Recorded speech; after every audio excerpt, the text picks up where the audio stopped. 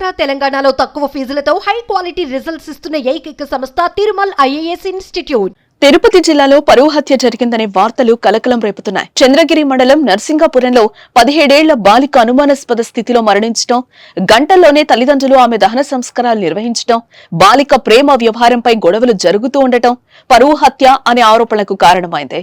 మిట్టపాళెంకి చెందిన అజయ్ అనే యువకుడు బాలిక గత కొంతకాలంగా ప్రేమించుకుంటున్నారు.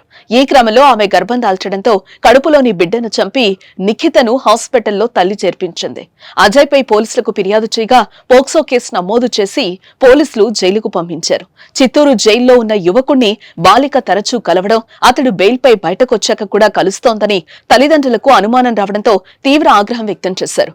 ఈ క్రమంలో ఏప్రిల్ 4న మధ్యాహ్నం బాలిక అనుమానాస్పద స్థితిలో మృతి చెందగా ఆమెను గంటల వ్యవధిలోనే దహన సంస్కారం చేశారు.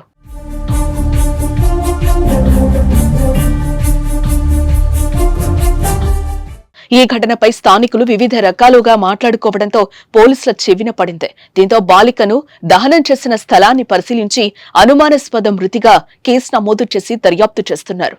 మరోవైపు ప్రియుడు కూడా బాలిక తల్లిదండ్రులే హత్య చేసినట్లు ఆరోపిస్తూ విడుదల చేసిన ఆడియో వైరల్ అవుతోంది. ఈ నేపథ్యంలో హత్య చేశారా, ఆత్మహత్య చేసుకుందా అన్న కోణంలో పోలీసులు దర్యాప్తు చేస్తున్నారు. బాలిక తల్లిదండ్రులు సుజాత, కిషోర్ ను అదుపులోకి తీసుకుని విచారిస్తున్నారు. ఇద్దరం కలుసుకొని 10th లో లేచిపోయి వెళ్ళిపోయినాం.